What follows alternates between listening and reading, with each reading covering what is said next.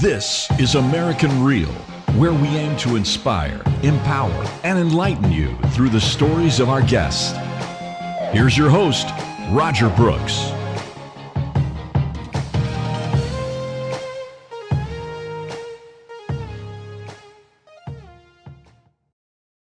How important is it for people to be good listeners when they're in their meeting, to let that person talk, let the person tell their story? Let's start there. I'm going to change it from good listener. I think the greatest skill that a salesperson, anybody in a sales conversation should have, the greatest skill is the ability to ask the right questions. Because, most people don't wrap their head around that they're supposed to listen because they don't always understand what they're supposed to be listening for. For me, I want to go in and be able to ask the questions that make people go, oh, holy shit, I've never thought about it that way. And one of the coolest ways to connect is asking the right and proper questions.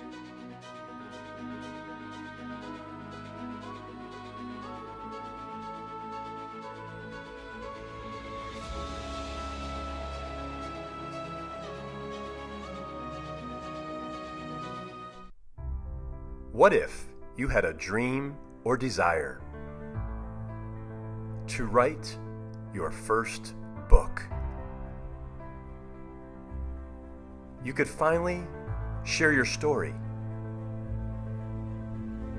or express your views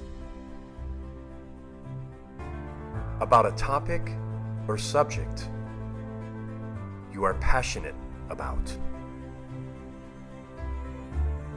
And what if 2020 became the year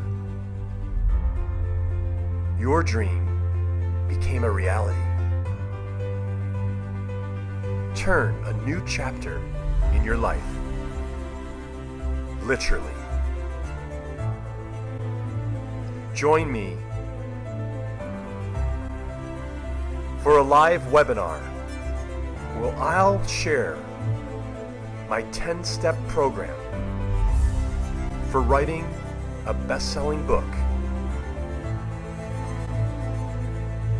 Register now.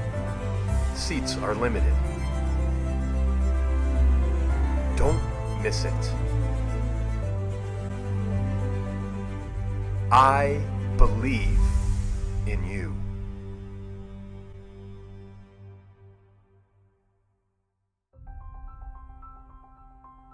Your best-selling book is waiting to be written. Don't let another week slip by.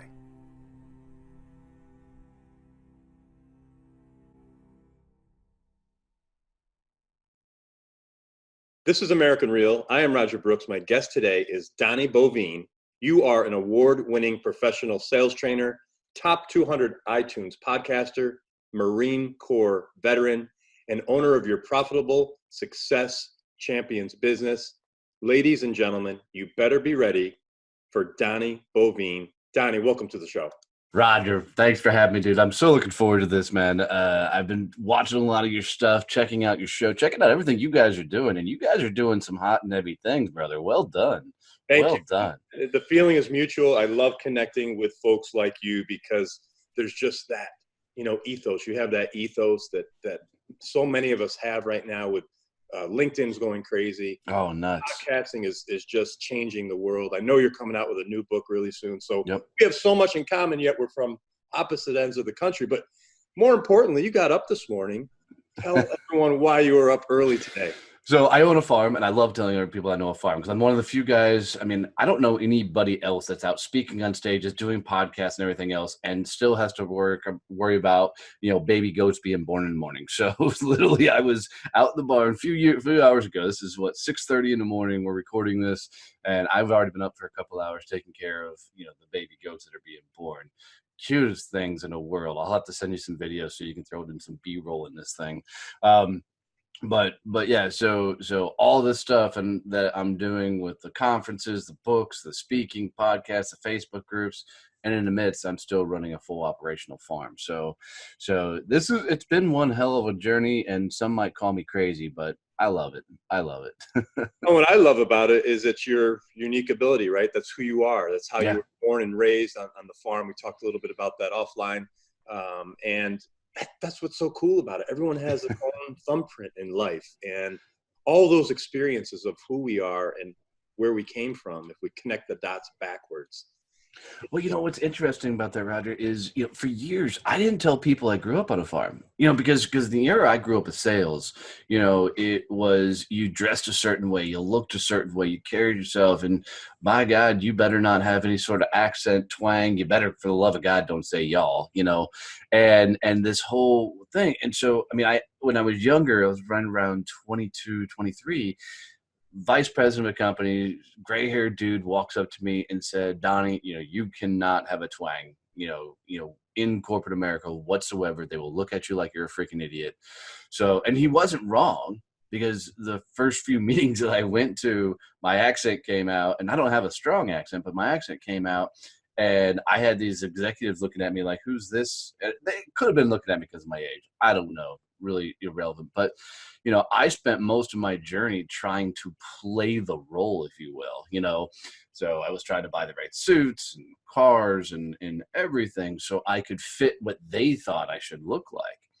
And it wasn't till years later that I realized, because early portion of my sales career was all transactional, because I wasn't really connecting with people.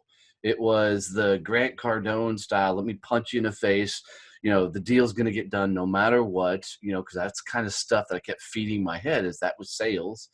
And so, I closed great deals, but the business wouldn't last long because no part of me was authentically in that showing up in the moment. So it took me about 10 years after that moment to finally let my hair down, let people know that I was a Marine Corps veteran, talk about the farm life. And it was wild when I made that transition. It was like the world kind of came in and said, hey, about damn time you showed up. And, so it was a cool learning curve for me. Man, I'll tell you what, I get the chills. And this has happened now a couple of times when we've talked, that I was on such a similar road, just, my own way. I didn't have the accent, but I had the New York accent, right? So, but just the whole process and journey of becoming authentic. Here I am, 50 years old. I think you're a little bit behind me, right? Yeah, 42. Yeah, well, actually 43 this next week. Okay, wonderful. Happy birthday early. But it's taken us a while, right, to figure that out. So the earlier our younger generation, I think they're actually more in tune anyway to being themselves, maybe because of social media. But man, I wish I knew that earlier. I'm play with that a little bit, because I don't know. For a while I told people I'm a slow learner, but it really comes back to I just learned it when I learned it, and if I didn't go through the things that I've been through in my life, I wouldn't be who I am today. Great point.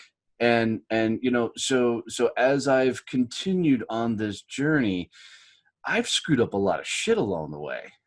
But I look at that stuff that I made bad decisions, bad moves, anything else, and they've really molded me to who I've become. And in some cases, calloused me to be able to take bigger hits as I've moved forward.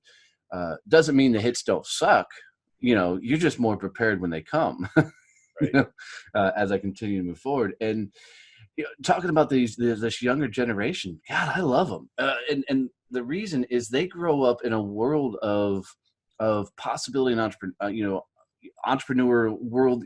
They can do whatever the hell they want, and they're bucking the system. This is what I love, is they don't want this corporate jobs. They don't want to sit in a cubicle. They don't want, and I love every freaking minute of it, because why should they have to? That was like me having to wear a suit, follow the routines, do the thing. With a damn cell phone, you can freaking do whatever the hell you want. And I'm so glad you said that, because it's progress, right? It's a generation of progress. We are fortunate to have a bunch of interns from our local university work with us, and they do so much of the behind the scenes work, and they don't even care about the pay. They just want the experience. Right. And they just want to be in their environment where they want to wear what they want to wear. So I can so relate with what you said. And it's an important lesson. And you're right. I mean, the fact that we have been through everything that we've been through, not only us, but all of our listeners Right. out there, that makes us who we are. And that's really, the main thing. And it's been fun to look at my own personal evolution, but it's more fun watching other people's evolve. And when they start recognizing they're getting to that next level and things are starting to happen, that's, for me, probably one of the greatest moments in life is when somebody else can turn that corner. It's the whole reason I'm in business, doing all the stuff that I'm doing, is to watch people, get to that next level version of themselves. It's a beautiful, beautiful thing. Totally agree. And let's talk about two words came to mind as you were speaking earlier. One was awareness, aware, and two, relationships. You said you did these deals really without, too much connection. So how important are those two things? Well, it's interesting to me. I spent 20 years pretty much a straight commission sales guy. And during that run, I would have told you a couple things. I would have told you I was out working everybody, up before everybody, stayed late, all that. And I'd also told you that I knew exactly who I was, right? And those two things would have been truths along that journey. Let me promise you two things in addition to that. It wasn't until I launched my business, ran the damn thing straight into the ground before I rebuilt it all, that I finally understood who the hell Donnie Boivin was. Because I don't think, there may be a few gems in this world that can figure it out, but I don't think until you're stacked up against it, you have no excuses left, nobody else left to blame, and you realize this entire world is on you, do you finally discover who the hell you are. And, that moment when I was looking at my wife and saying, babe, we're about to lose our dream farm, which has not only affected us, but I built a second house on the property for my in-laws. They were going to be out, we were going to lose everything. My world was crashing down. And she said the magic phrase, hun, get off your ass and go sell something.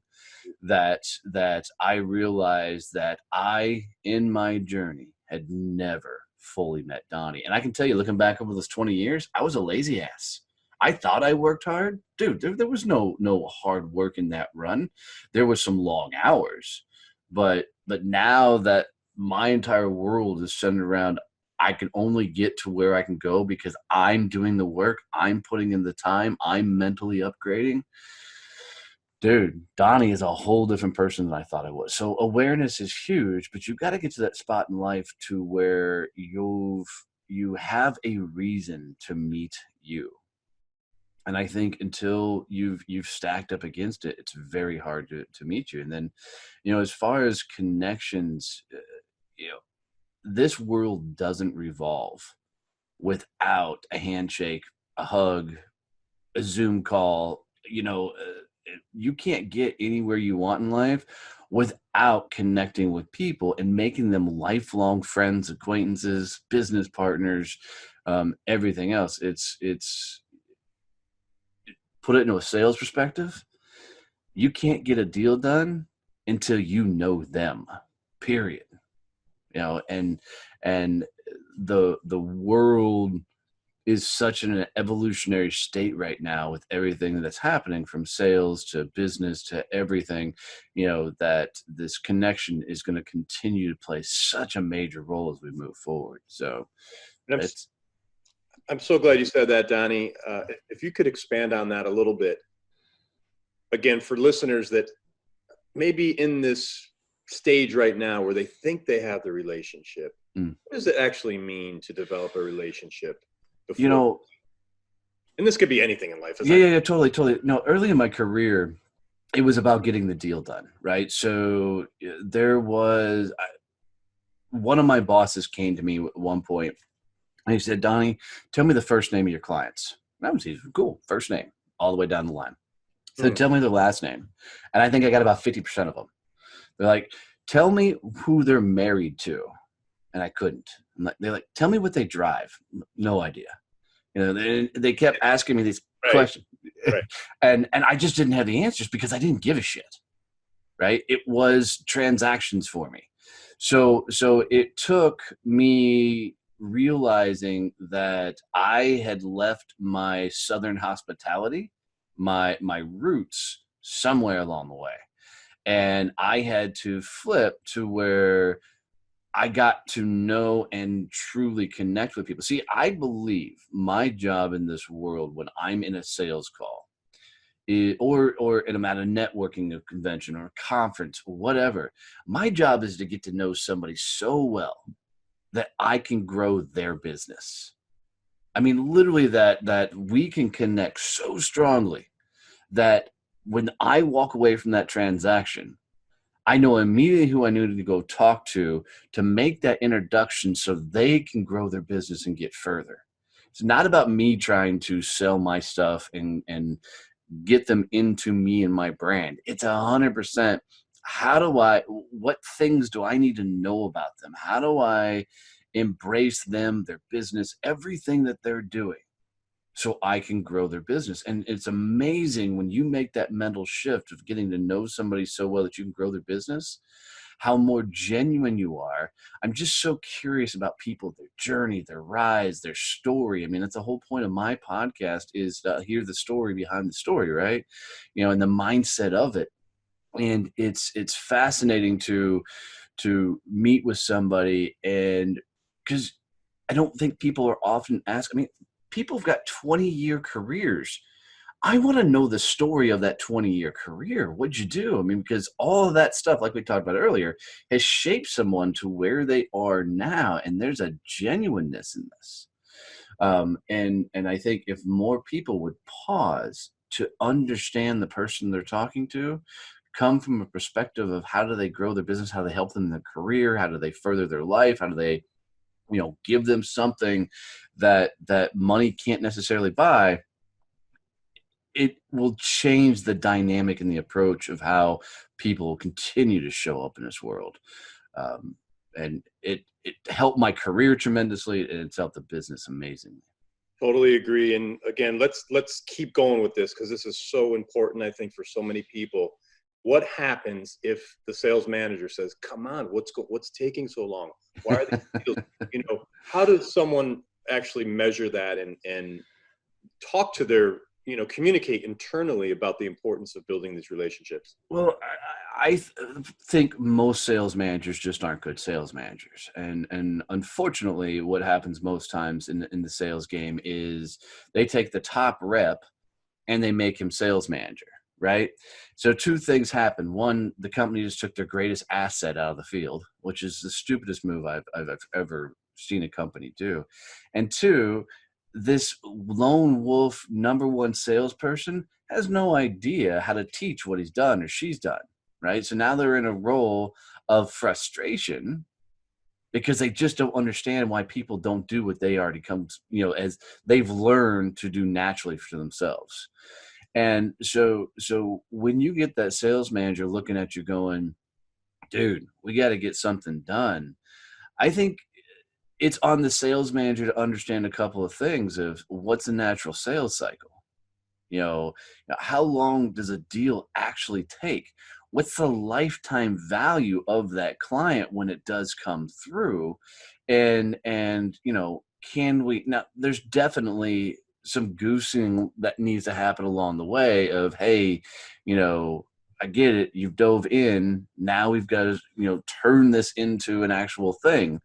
But most sales managers, they're in a transactional mindset of let's get the deal done, not understanding that let me work until I get a piece of the pie.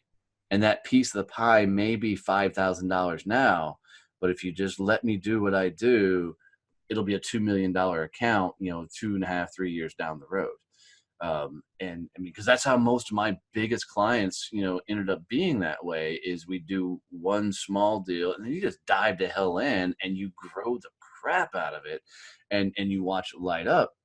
But in the sales manager's defense, most salespeople aren't salespeople. They're customer service reps. they're out there just making friends and not turning that into business. I when I was doing sales training, I was with Sandler Training for 7 or so years, partner in a company and all that. But as I was, going through that process, I'd get these older guys that would look at me like this young buck whippersnapper, like, who the hell is this guy going to teach anything? And it'd be so funny. They would come up and they would tout how many years they'd been in sales, right? Like, I've been, 25 years in sales. And I'm like, great.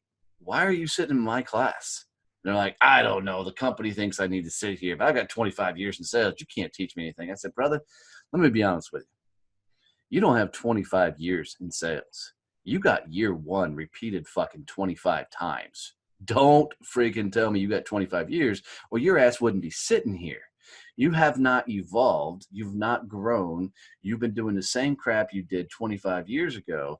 Otherwise, you'd be the number one in the company, and the company would be looking at you going, what the, just keep doing what you're doing.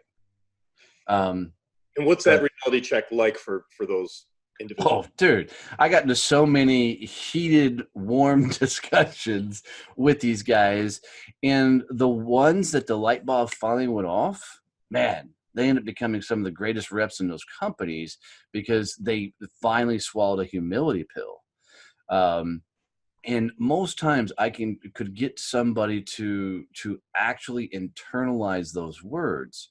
And when you show them that they can make a few tweaks in the conversation, few tweaks in how they're approaching people and how they're showing up, and stop worrying about what the other person thinks about them, because that's what screws most people up. Is they'll go into a business call, a sales conversation, everything else, and it's like they got a whiteboard on their chest saying, hey, please tell me what I'm worth. Will you write on here what I'm worth? And they forget about connecting because they're trying to say what they think that person wants to hear to make them go, you're a good salesperson, you're a good, whatever. And it totally derails the conversation when somebody could literally show up and go, man, thanks for inviting me in. I know this is probably the craziest question in the world, but would you mind telling me your story? How'd you get here? And dude, if more people would start sales calls like that, it completely changes the dynamic of the sales call. Because, for me, going back to the young kid, I created a 3-ring binder because I was selling commercial printing, and I a 3-ring binder with everything, like samples and all this shit we printed out and everything. I'd walk up to somebody and I might as well took that thing and just smash them over the head with it, a prospect, because I'd walk up, slam the thing down on the desk, not really slam it, but I put it down, and I start flipping through. This is all the shit we can do, right? And their eyes were glazed over within 5 minutes, but I didn't freaking know because I'm trying to show them, wow them with all this crap, and never getting to know them, never, connecting with them. And it like I said, the early years of sales for me were a fun adventure. And Donnie, it's the same thing. I relate that to today with, say, a PowerPoint. You don't want to go into a meeting, right, and bore them with a PowerPoint, even if you do have great stuff. Yep. Nah, I mean, somebody asked me on another interview, they're like, what is what should you take into a sales call? And my answer was you. That's it. I don't even want you to take a pen, pencil, pad of paper, nothing, just you, right? Because anything you take into that room, you're going to use as a crutch, right? It's going to be something that you're going to lean on to help you keep the dots. All you guys got to do is pretend that conversation is like a game of tennis. Every time they hit that ball over the fence to you, knock it right back to them. It's like an interrogation room without the interrogation. There's that light. Anytime that light's on you, kick it back to them, right? Get to know them. Spend time uncovering who they are so you can, guys, here's the thing. Everybody loves buying stuff. We all do it. We do it every weekend, at least, at minimum. We're at Home Depot, Lowe's, we're at the grocery store, wherever you shop doing your stuff, and you're buying crap, right? With the guise of, you're going to do some sort of project or you're hungry, whatever the reason, right? You're buying crap. We all love to buy. We just hate to be sold. And the problem is people are so worried about what that person thinks about them. They're so concerned with the outcome of that sales call. They're so concerned with that whole transaction that in trying not to be a salesperson, they come across as a damn salesperson. They actually come across as that jackass they're trying not to be, because they get nervous. They bring that crazy energy in the room. They're not connecting. So it all defaults back to this whole, I don't know, let me tell you how awesome we are, because they got nothing else to do. They got nothing else to say and don't know how to connect with people. And I think there is a small disclaimer there. We don't want salespeople to go into a meeting with nothing if they are supposed to be prepared and they're presenting to an entire team, right? So Well, there's it's for everything. yeah. I mean, there's definitely positioning for everything, but if I was given parameters of what this whole project could do, I mean, so Mary Kay was one of my largest accounts I have ever had in my company. It was a multi-million-dollar transactional account for me when I sold commercial printing. And my first big sales meeting with them, when I went in, I'd met the guy who ran the print shop. He introduced me to vice president of marketing. She introduced me to the vice president of operations. Vice president of operations introduced me to the legal team. And I think there was accounting in there as well. I literally went to their receptionist and said, hey, I need to schedule a meeting in your boardroom. And she kind of looked at me funny because I'm an outsider. And she goes, okay. I said, yeah, so I need this person there, this person there, this person there, this person there, this person there, and she pulled up their calendars, right? You could see them all on her computer. And she goes, okay, this date and time would work best. I said, perfect. I went back, pulled the vice president of my company, and I said, hey, I need you to drive out to Dallas. So we were driving 45 minutes to get to this appointment. We show up, and Jane, who's my vice president, goes, what are we taking with us? And I said, nothing. We're just going to have a conversation. Now, this is a, Fortune 500 company that I've scheduled basically a meeting in their boardroom that none of them know why the hell they're meeting there. My boss doesn't know what I've just done. I'm a young punk kid, right? And we get there and sit down, and all these people walk in the room, and they have no idea what the meeting's about. They have no idea who really I am. I mean, they know we've passed in conversations. And as they sit down, I introduced myself, I introduced Jane, and I said, I understand you guys need some help with printing. Can you guys walk me through your printing issues? And for 2 seconds, they all look at me. And they're like, who the hell are you? And then all of a sudden it snapped. One person said, we suck at this, that we need this is problem, and all this thing. And we walked away with a $50,000 transaction to now take so they have all what they call the pink ladies, the Mary Kay ladies. At the time, there was like 650,000 of them across the world. And they were manually printing business cards, and it was a mess. We took it all, turned it into this digital print where we could variable print each card, and they could order in bulk and come all through. And we walked away with a major contract with these guys. First one, the 50,000 was a test run. Let's see if you guys can actually do what you say you can do, which I was totally happy to do. And I can remember leaving. Jane looked at me and she goes, what the hell were you thinking? I'm like, well, probably I wasn't. But the point of this whole thing is that, yes, it's a fun sales call, but we didn't take anything with us.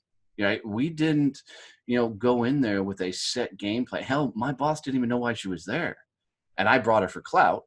You shouldn't go into a big sales call with that just yourself most times. You should have a backup, even if you're not going to use them. But even on big deals, until you know the needs of an entire room, there's nothing to take in because you're going to have to go into it, and especially if it's going to be a multi-tiered sale, right? You're going to go into that sales conversation, and it's going to be a team deal, and each one of those conversations is going to have different needs and wants. And until you understand exactly what they're looking for, what their needs are, it's very hard to come back and present anything. Now, if you've gone through that, hell yeah, you should come back with a full presentation and do all that. But even that presentation, you're coming back and go, guys, I've got two options. I can tell you what we're going to do, or I can roll the tape and we can watch the PowerPoint, and I can take it through step by step. How do you want me to proceed? Right? Let them guide it. right? Don't do it because it's comfortable for you. Do what they need, what their expectations are, and give them exactly what they're looking for. Wow. I love that, Donnie. You're giving us so much gold today. And this is exactly why I love doing this, because what you just said, the last 10, 15 minutes, whatever, it takes people years to figure it did me too. It did me too. So again, we're helping people. And, look, I've picked up some tips today, and I've been selling for 25 years, right? So I so appreciate that. And even though we may have heard this before in a different way, it's a great reminder, right? It's thanks for a great that. reminder to take a step back and say, hold on, who am I really here for? I'm here for them. I'm here to serve. And you so eloquently put it in your words that I'm just very appreciative of that. Oh, thanks, dude. I appreciate it. It's been fun. I spent that 7 years in Sandler, and it taught me probably the most about sales. I mean, up until that point, it was trial and error. I would read a book, go to a conference, go someplace to learn sales, and I'd go out and I'd try it. And sometimes it worked, sometimes it didn't. So I had to find my own rhythm and everything as I went through on my sales journey. But that last, 7 years really taught me a lot of the dynamics of a sales process, the dynamics of that sales conversation, the understanding the different personalities you're talking to, the enterprise type sales where you're talking to the multiple different people in those type of transactions. And guys, let me tell you, is even though I may give you some of these golden nuggets, none of it means any value whatsoever unless you go get punched in the face by trying it, right? You've got to put the action behind the words, because most times you read a book, you go to a conference, you do whatever, you hear a guy like me talking, you hear a guy like Roger talking, and you hear it and you're like, that makes sense. And then you go away and you forget to put said thing into action, and find some way, find some process for you that you can go, I'm going to try this on the next sales conversation. I'm going to go try this on the next networking business conversation so I can learn how to do it my style. Because going back to that early years sales for me, I was always trying to sell like the people in the books. I was trying to sell like the people on stages. I was trying to emulate, I think that's the word, what they were doing. And I wasn't being me. I didn't have my own process and style. So that's what added to the transactional side of things. So show up as you. And what people don't understand is when I say show up as you and understand that is I don't care what you geek out on. You could be into Renaissance fairs. You could be a blacksmith as a hobby. You can be into cars. Maybe you're into horses. I don't know. Whatever you're into, that needs to come up in conversation, not to brag or tell them that's what you do, but to let them know that they're dealing with another human being. And the best way to get that to come up in conversation is to figure out what the hell they're into, right? Everybody's got a thing, right? They've got something in their world that they completely geek out on. And part of our job is to understand that so we can connect with them and have these genuine and real conversations and get away from this whole transactional idea. And if you spend your time, dude, really, really, really diving into that, I mean, you can take the most hardcore, egocentric CEO that walks into the room and goes, what the fuck do you got?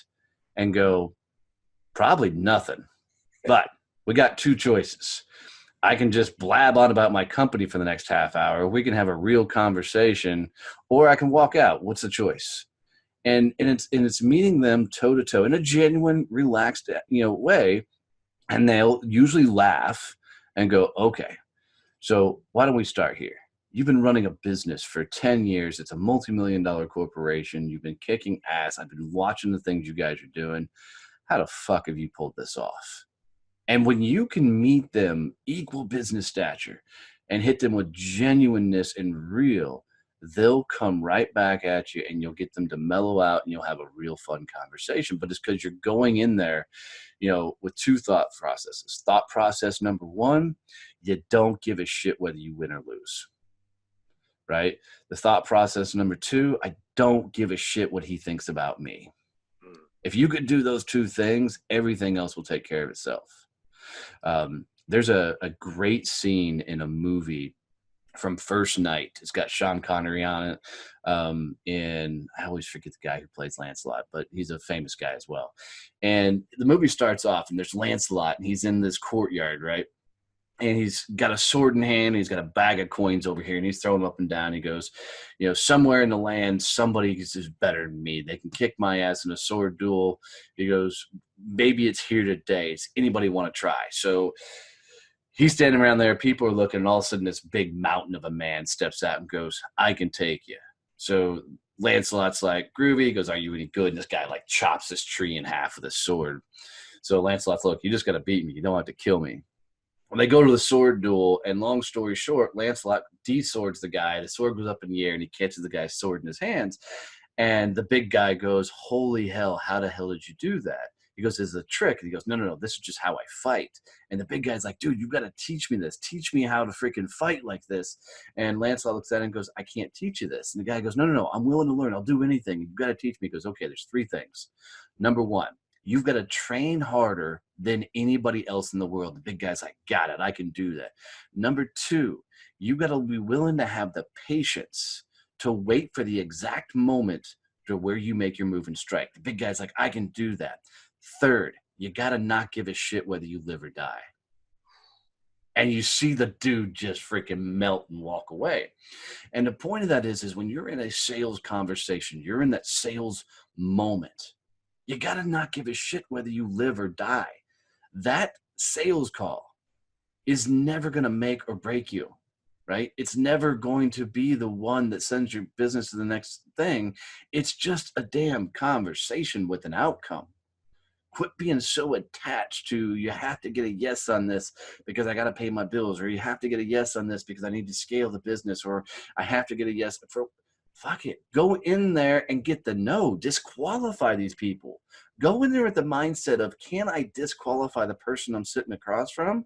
So they will prove to me that we'll be a good fit, and it'll change the dynamic of that conversation. But so many people, they're like, please tell me what I'm worth. I've got to close this deal. Will you like me so I can close this deal? And they blow the whole thing because their nerves come up and they become that jackass salesperson that nobody wants to deal with. Man. Wow, Donnie. Just love the example. I mean, again, just great stuff. People are really going to learn from this. And folks, I mean, this is one of our most powerful episodes when it comes to life lessons in sales. And sales is everywhere, whether a salesperson or whatever position you are in your company. All these valuable tips are relevant across the board. Agreed. Okay, so a couple questions. I want to keep rolling with this. It's just so good.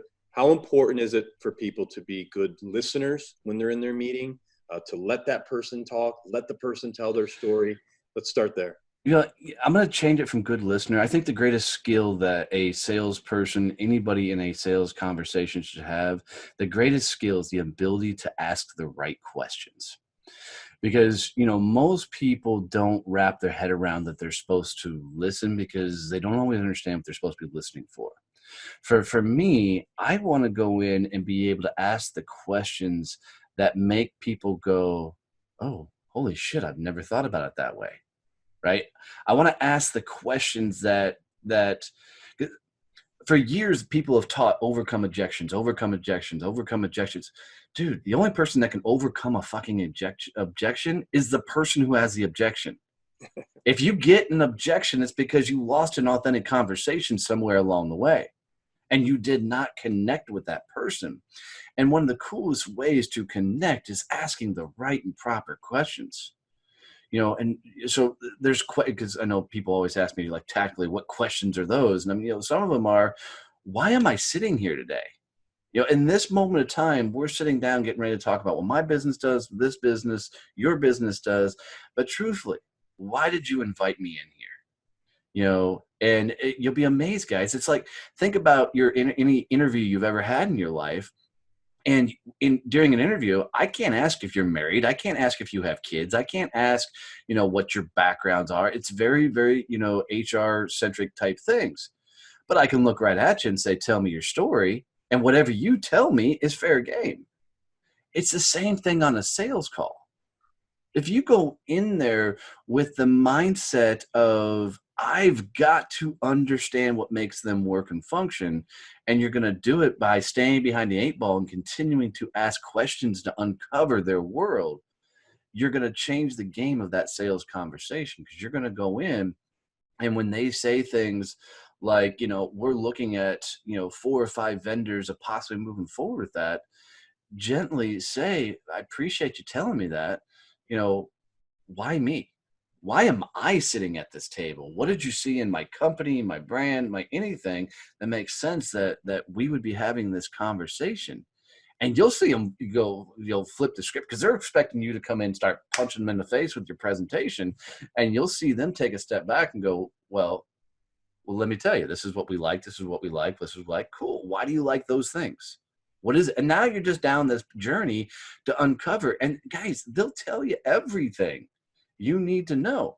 You just got to get curious as hell and keep asking the questions to uncover and understand what they're looking for. Because truth be told, most companies that are out looking for stuff don't know exactly what they need. You're the expert, not them. Right? So get in there, get your hands dirty, and just ask a shit ton of questions. That'll fix all the listening issues. Wow. That's never heard it said that way again. So wonderful, wonderful. Okay. Now, tips for some salespeople. How do they differentiate? Okay. Here I am, it doesn't matter what age you are, right? But how do you differentiate yourself as a salesperson? How do you offer value? What happens if the company that you're trying to sell really isn't ready? What are some of the things they could do? But really, how do you stand out as a salesperson? The only way to really stand out is being you, right? Because nobody can be you. Excuse me. That's the only differentiator. Sorry about that. That's the only differentiator in this world is you being authentically you. And a couple of fun maneuvers you can do. And the number one is guts. You got to go into everything, be willing to do the things that others won't, like walk away from a deal.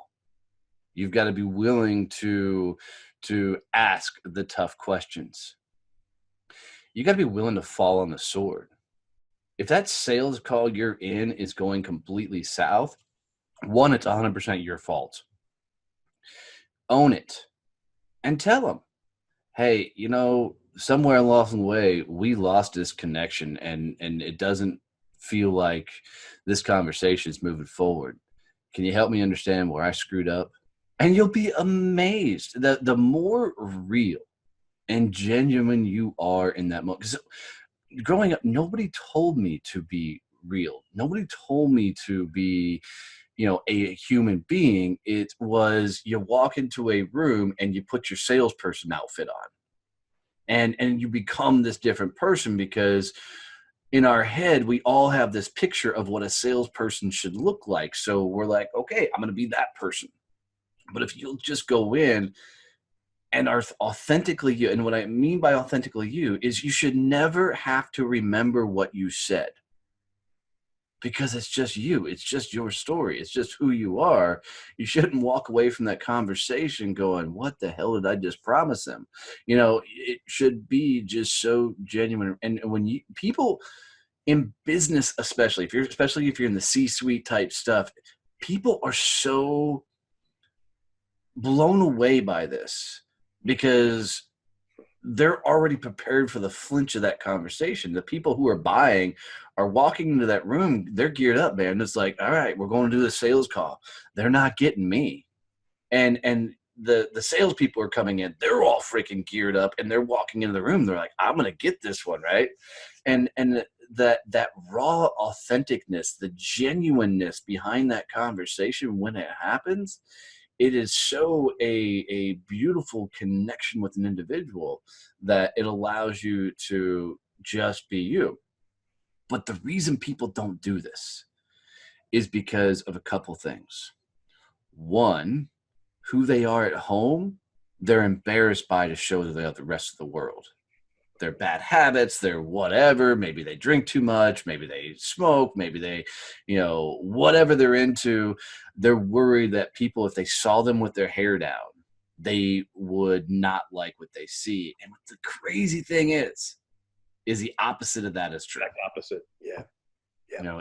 It blows me away. So guts and being authentically yourself, and that's your biggest differentiators. Okay, now we have to shift, and I would really love to learn more about your story. We've talked about getting to know the story of our potential clients. Let's get to know Donnie a little bit better.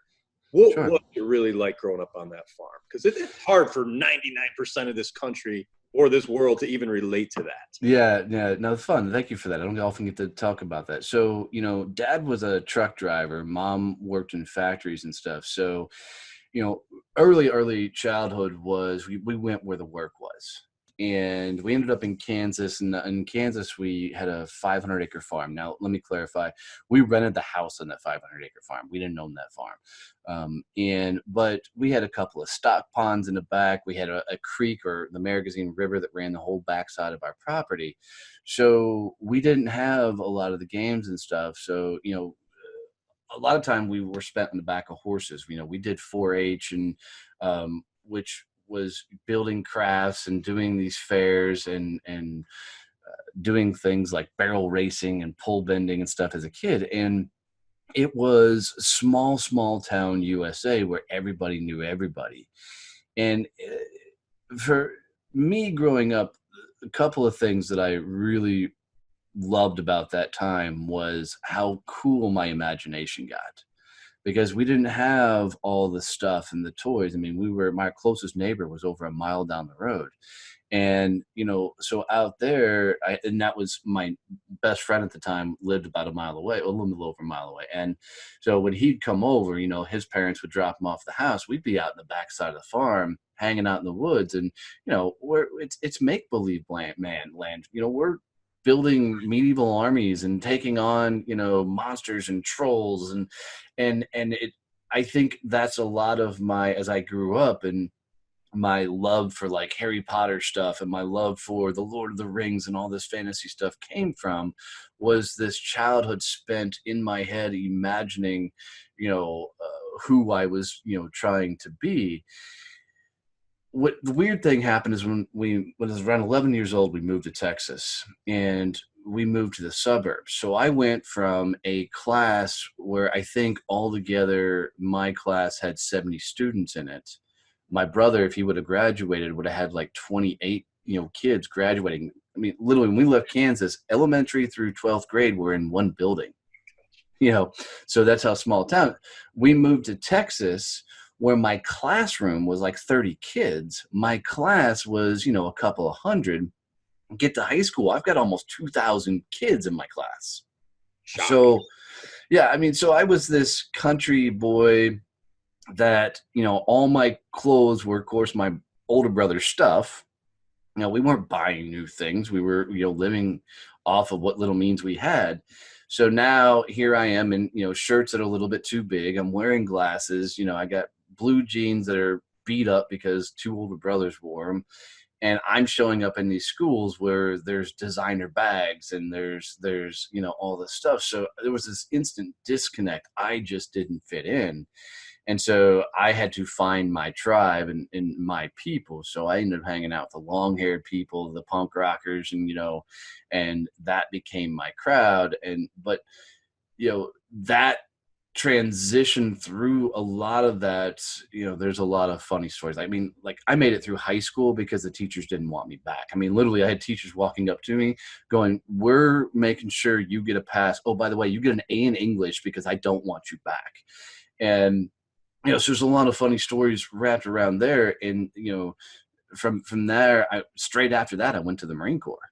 And the Marine Corps was, and I tell everybody, at that moment, that's where I started my journey of not making my own choices in life, because I was constantly taking the choices that were just in front of me, not choosing a path like the old choose your own adventure books, right? I was literally just doing the next thing. My oldest brother had gone off to the Marine Corps, and I was going nowhere in life. I graduated high school with no game plan, dude, my GPA, whatever the hell it's called, was like 2.18. I mean, it was just an inch above, actually getting through high school. And I mean, my junior and senior year, I only worked I went to school a half day. I worked a half a day because I just despised school. I just couldn't wrap my head around it. So it's been a wild journey to get here, and I appreciate you letting me share some of that. Absolutely, and thank you for your service to our country. My honor. Marine Corps, wow. I believe the toughest of the tough. I'm sure training was not easy.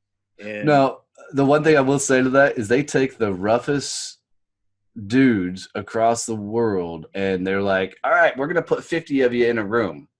Don't break nothing. It's never a good plan. Never a good plan, but it shaped a lot about me. I appreciate that journey. Man. Okay, thanks for sharing that. Let's talk about a couple of things that are important to you. I know you talk about 40 years of living other people's dreams. And you may have touched on this a little bit in your earlier discussion, but really, what does that mean? I was 40 years old. I was the partner in that Sandler training franchise, and I was in the process of buying my business partner out. We were going to do a 7-figure deal over 5 years. And we had gone out to dinner to celebrate the successes we'd found and the things we were doing, and we're getting geared up for, the next year. And we were having a great dinner, phenomenal conversation. And he looked at me genuinely, and he looked me in the eyes, and he said, Donnie, I got to tell you, thank God you're my retirement plan. And when he said it, I didn't fully comprehend it. And I don't know exactly what I said, but I'm almost positive I looked at him and said, it's been my honor. It's been a hell of a run. I really enjoy working with you. This has been awesome. But I remember when I got in my truck, I sat there and I'm like, why is this bothering me so much? Why is this just grating at me? And then it hit. Holy shit. I am somebody else's retirement plan. Now, I want to give him total props. The guy is a phenomenal fucking guy. He is an amazing dude. And he really said it out of genuine love. I mean, he was so appreciative of me and that moment in life. And I'll love him forever for it. I mean, I learned so much from that guy. But when I sat in my truck, and it was just like somebody had taken a sledgehammer and just slammed it in my face, because I had realized, and it's like my entire journey flashed before me. I freaking went to the Marine Corps, my brother did. I got out of the Marine Corps. I went to work for a best friend and his dad because it was there. I got recruited to go up to St. Louis to work up there. I worked there for a time. I came back home. It was after 9/11, couldn't find a job. All my friends were bartending, so I went bartending. After bartending, I found commercial printing because I was offered behind the bar. Sales training. I was picked up. No point in my life had I ever said, this is what I want to be. This is what I want to do. This is who I want to become. I was constantly just choosing what was in front of me. And at that point, I decided enough was enough. And it was from that conversation to 15 days exactly later, I walked away from it all. The partnership, the income, the lifestyle. I mean, and the jackass move that I tell everybody, because I want people not to do the same thing I did, is that same 15 days is also the same day I told my wife I was doing all this. So there was no planning with her. And people often ask me, they're like, did you do that because you were worried she was going to say no? I had to tell everybody, I was like, no, I was worried that she would say, finally, proud of you, well done, now make this shit work. And what happened when I actually told her was, she said, babe, this scares the hell out of me. Which I love her for that honesty. She's like, just make it work. And I love that I had that at that moment. What a powerful story. Let's talk about people that are in the same position as you, male or female, and they're not getting that from their spouse. They need it, right? And they want it. They're waiting, but they're not getting it. Is there anything you could think of? Do they talk You to know, the spouse about that? yeah. So Can they say, please hit me in the face and tell me to go do it? I mean, this is a Grant Cardone story. yeah, well, here's the thing. Jim Rohn, who I think was one of the best motivational speakers of all times. If you guys don't know who Jim is, he's the one that actually taught Tony Robbins everything he's done. Jim, on one of his tapes, and I was devouring everything as I was going through sales and learning it all. And there's on one of his tapes, and it's one of the tapes that has Zig Ziglar and just some amazing guys on it. And Jim's out there, and he's in front of the crowd, and he looks at the crowd, and he says, "I got a question for every one of you. In a marriage, what's the percent ratio, husband and wife, that you owe that marriage?" And I remember being in my truck, and even in my truck, I'm like, it's 50-50, right? 50% the husband, 50% the wife, and people in the crowd were doing the same thing. And I'm playing along because when I listened to those things, I was all into them. And Jim, and in his voice, and you can only hear his voice because he's got a great voice. He pauses and goes, "No, it's not 50-50. It's 100-100. And I had to pause for 2 seconds and went, how the fuck can it be 100-100? And he goes, dude, you can have no expectations from your spouse. You got to give everything. It's on them to give everything. So if you're not getting it from your spouse, I'm going to challenge you to look hard inside and go, how hard are you investing into them? How hard are you looking at them and going, knowing everything? What makes them rock? What lights them the fuck up? What turns them the fuck on? What is just absolutely, I mean, if you get into your spouse, like really get into your spouse, you'll see it come back. But it's like a sales call. You've got to go into it without the expectations of shit. You've got to go into it because you genuinely love, adore, and want to get them where they want to go in life. If you flip that fucking script and quit going into it, I need this. It's like going into a sales call saying, I got to close this deal. You're going to fucking lose. It's life, right? It's life. And both examples are so relevant. And man, again, we did not plan to have that come out. Thanks for that, dude. Wonderful. Okay. Podcasting. How did podcasting save your business? And let's just talk about it. We both do it, right? Yeah, totally. It is the most wonderful thing in the world, but let's talk about your journey and how it really saved your business. So interesting is I literally, and if people have heard my story anywhere else, the first time you've ever heard my story, I'll give you a quick synopsis. At 6 months into running my business, I ran it straight into the ground. I was a good sales guy. I knew how to sell. Problem is, as my entire career was spent being the sales guy, not the operations guy, not the accounting guy, not the business delivery guy, I was the sales guy. So I go get the deals done. That was my job. If something went south after the deal was done, I'd come in and nurture the client, right? That was my role. Now I was in a spot that I could sell, but after that sale, it was, oh shit, what do I do now?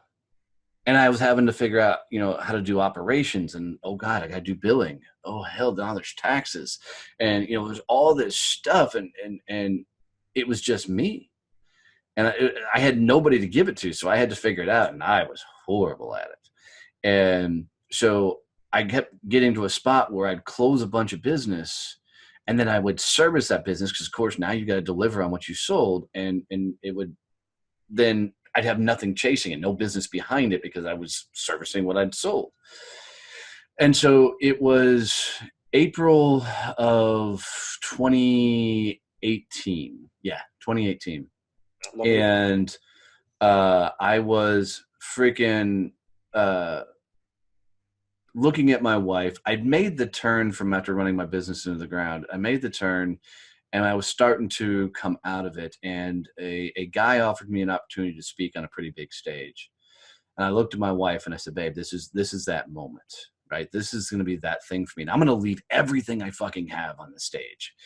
And I think it's Bruce Springsteen or one of those guys that says every performance you should, do like it's your last performance. And I'm like, this is what I'm going to do on that stage. And so I went out there and I walked them through my story, dude, and I completely fucking unleashed. And when I walked off that stage, I'm just exhausted, completely droned out, exhausted. And I'm doing the nice things, saying hi to everybody. The whole time I'm just thinking, holy cow, I'm tired. And this guy walks up to me. He goes, Donnie, I love your story. Because I was talking a lot about my sales journey at that point. And he goes, would you come tell your story on my podcast? And I looked right at him. I said, what the fuck's a podcast? and he explained to me, he's like, dude, it's like talk radio, but I'll get to ask you questions about your journey and your story. And I'm like, all right, cool. That sounds fun. I've never done that. Let's have some fun. So we go on, we have a great fucking time. And after it airs, somebody reaches out to me and asked about my services and my company. And they become a client of mine. And I went, whoa, I can go on podcast and get business? Hold my beer and watch this shit. Dude, I started getting on every freaking show I could find, man. And I happened to get on a really bad show. The host was fucking horrible. And I'll never say his name is because his show is still out there. I don't know how. But when I got on that bad show, I'm like, dude, if this guy can have any success doing this, I'm going. So I launched my show in May of 2018, Success Champions. 3 months in, it hit top 200 overall in iTunes. I was just gonna be top 200 in business 3 months in. 5 months in, I hit top 200 charts overall. And I think two things that people always ask me how that happened, and I think two things happened is I was interviewing people because I wanted to understand the stories and because I wanted to understand how they were finding success in business and how they were able to overcome the things in life. And so it was so genuine for me to really get in and get to know people that it really took off. And then the end of 18, I got invited to speak in Ireland on podcasting, which was just a fucking cool thing. I could take my wife and we could do all that. And then as more and more, as I was getting on more podcasts and getting on more stages and things, people started asking me questions on how I built my business. And so that started everything down the path where I'm in. But how it saved my business is really, really simple. I was getting the opportunity to interview some of the biggest names in the world. Neil Patel, Shailene Johnson, Patrick Bet-David, John Gordon, Mike Michalowicz, some of these really cool guys and gals out there that have a great brand. And I realized that I couldn't bring them on the show and have it be a shit show. I mean, I couldn't, not have processes and systems and a team behind me. So first thing I did is I found somebody to edit the podcast. Second thing I did is I found, some automation to bring in all the processes and procedures in. And what I didn't know at the time until I look back on it, I was teaching myself how to run a business all because of podcasting. How do I do billing and, for all this stuff? How do I make sure everybody gets paid? And it literally taught me the systems, the processes, taught me that me as a person is not scalable. You have to have a team behind you to freaking scale.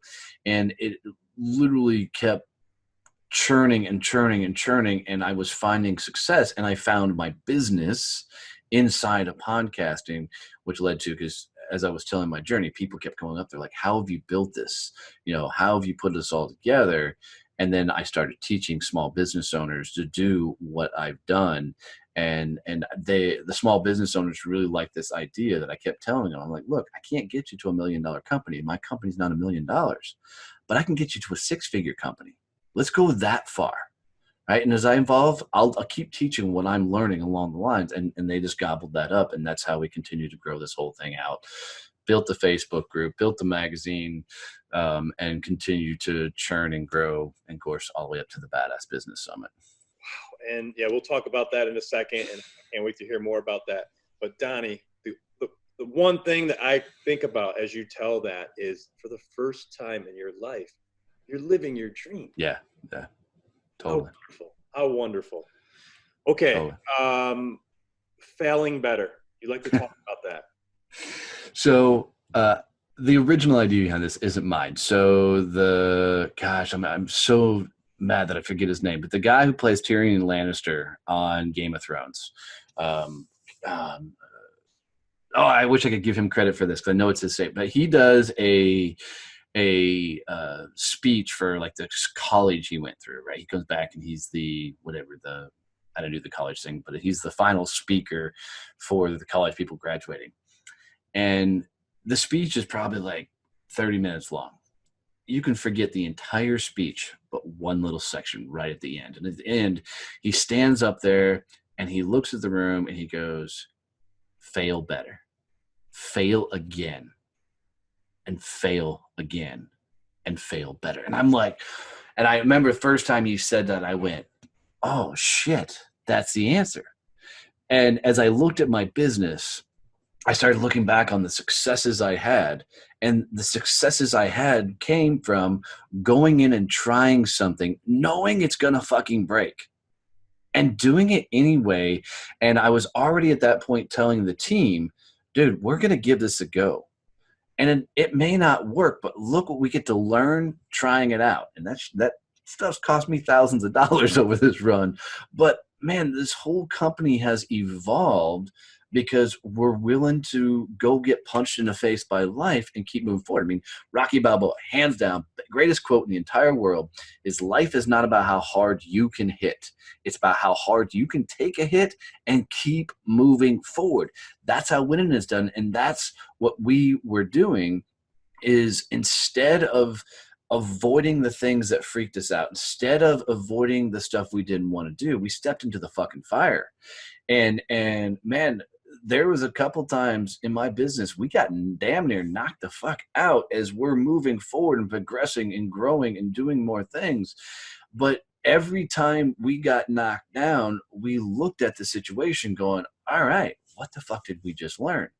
Right? How do we do it better? How do we improve? What's the process? What's the system behind this so we can continue to move forward and progress forward? And it just, the perfect combination of failing better. It's literally going into life going, all right, what can we do bigger than we're doing now? How can we start going in that direction?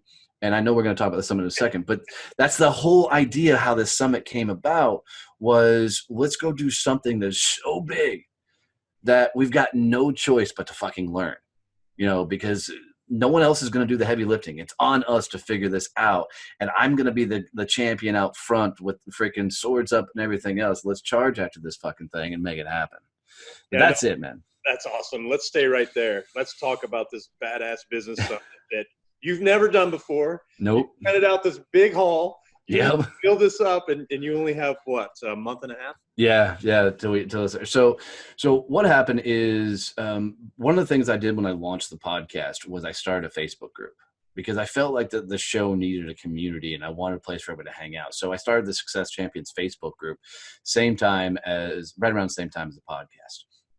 And it's grown and it's totally become family now. And in that group, I do a thing every Friday called the Champions Happy Hour, where I'll sit usually with a glass of Captain Morgan, and I will talk about the week, and sometimes I interview people, and it's just a lot of fun. And we get, 20 to 50 people watching this thing.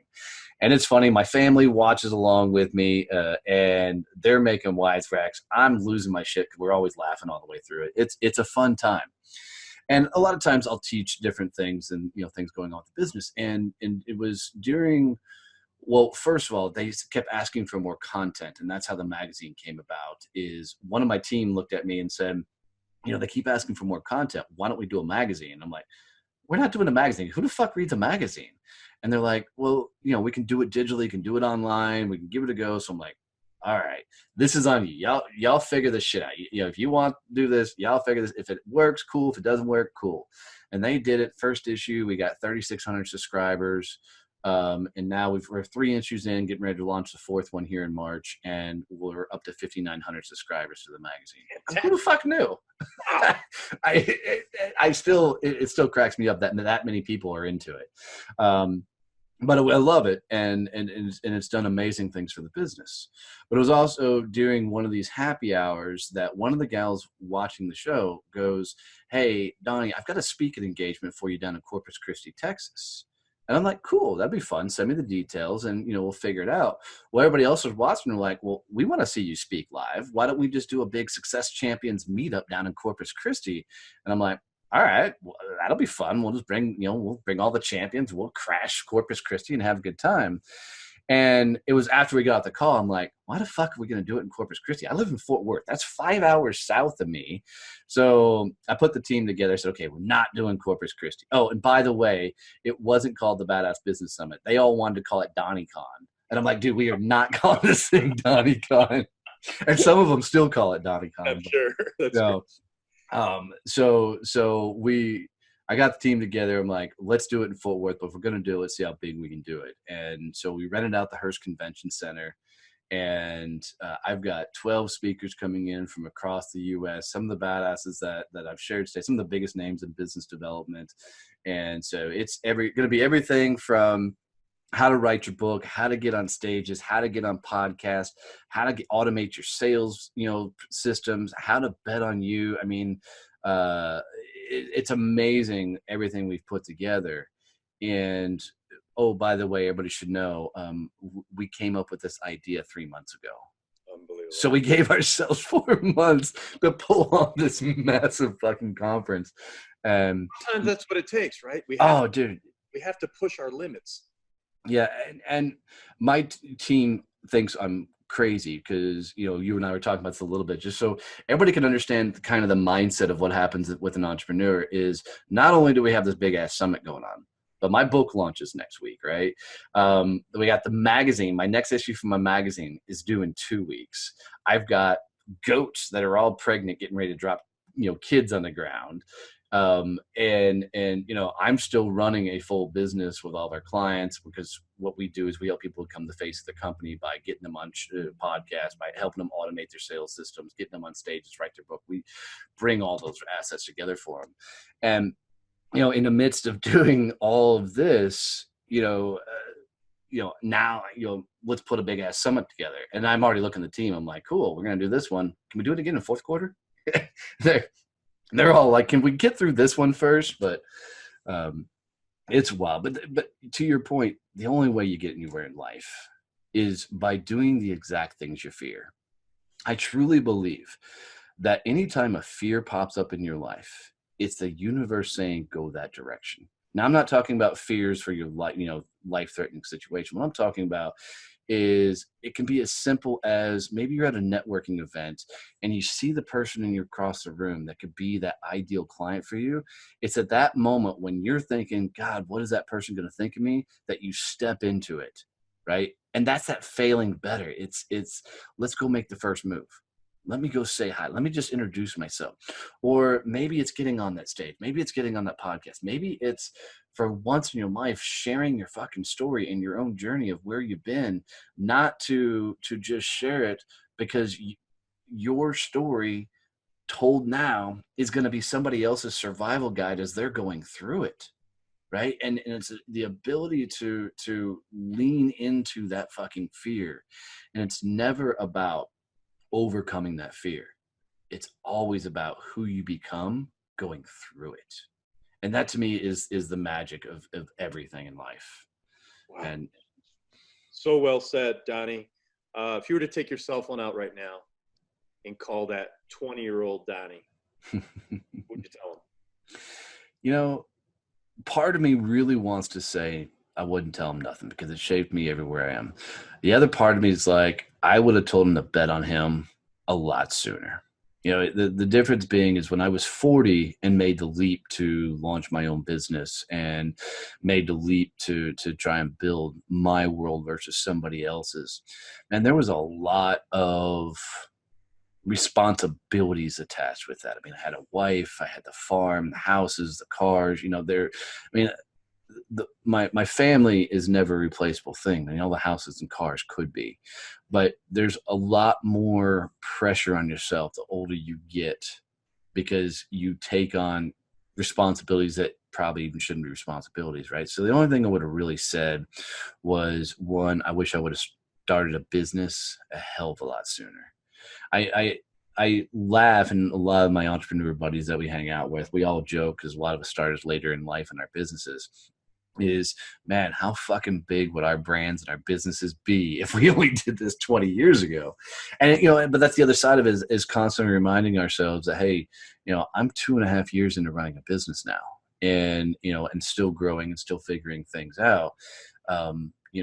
Because a lot of people get into that comparison game. They're like, man, but somebody's doing so fucking awesome. No, they're not doing so fucking awesome. They've been doing this shit for 10 or 20 years. They've got freaking runway on you, so keep everything in perspective. But yeah, that would be the biggest thing is start a business earlier, bet on yourself, go meet you and man, the younger you are, the less you got to lose. So get in the game. Awesome. Donnie, we're going to drop all the links of your book, of the summit, your website. But if people say, look, I have to connect with Donnie, what's the best way to reach you? So there's two fun ways that you can really get to me. The easiest one is go to DonnieBoivin.com and hang out there. But man, if you jump on Facebook, because I spend most of my time there because of the Success Champions group, or LinkedIn, either way, send me a direct message.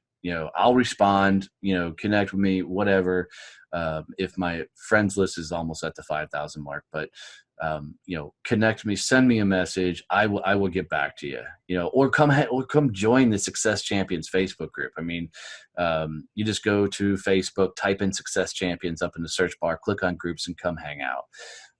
It's fun. It's family, and we continue to grow as I continue to go big and loud with my brand. But please send me an email. I don't care. Connect with me. You're going to get a response from me. And he will, folks, because that's how we connected. I could attest to that. Donnie, one last question I ask every guest. And first of all, I want to thank you so much for your time. My honor. A golden episode. Many, many people are going to benefit from this, including myself. But before I let you go, one last question. At the end of the day, you have a lot of life to live. What do you want your legacy to be? I want people to say he taught us how to do everything he's done. Because a lot of my journey, I was spent, it's all about me. It's, I wanted accolades. I wanted the acknowledgments. I want people to really say that he came back and taught us what he did. And that's what I'm trying to do with everything is take the knowledge, the things I'm learning, and give it back to everybody else. And that's been a wild journey, because for me, it's been fun to teach, but it's also been a process to learn how to explain what I've done to others. And that's the thing is man, I really hope at the end of the day, I've hit my big ass vision, which is I want to get to 1 million small business owners and help them find business freedom. And that's why we're doing all the things that we're doing, is because if I can help those million, imagine how many lives are going to change and how many people they're going to impact. I mean, small business is the backbone of any country, and the fact that in this day and age, it's never been easier to get in the game, start your business. You better have patience. You better have grit. You better be willing to get punched in the face. But man, I hope I can be a guide for just enough people that I can leave a huge dent in this world, because I went loud enough. That's it. Love it. Donnie Boivin, you are a success champion. Thank you so much. Welcome to the American Real family, and we will definitely be watching you closely. Thanks, brother. I appreciate that. Thanks for tuning into American Real. Be sure to visit our website, AmericanReal.tv, or search for us on iTunes or YouTube for past episodes. While you're there, please rate us or leave us a review, as that helps others find our show. I am truly grateful and appreciate all of your support. If you'd like to be part of our inner circle or want one-on-one coaching, check out the American Real Learning Academy, where we have self-help groups and courses so you can build the best you. We also have a new Facebook group where you can connect with high achievers from around the world. If you want to go even further, maybe you're determined to write your own book or launch your own podcast, contact me today to see if we could help. You can reach me through Instagram or Facebook, or email me directly at roger at AmericanReal.tv. Thanks for tuning in, and we'll see you next week.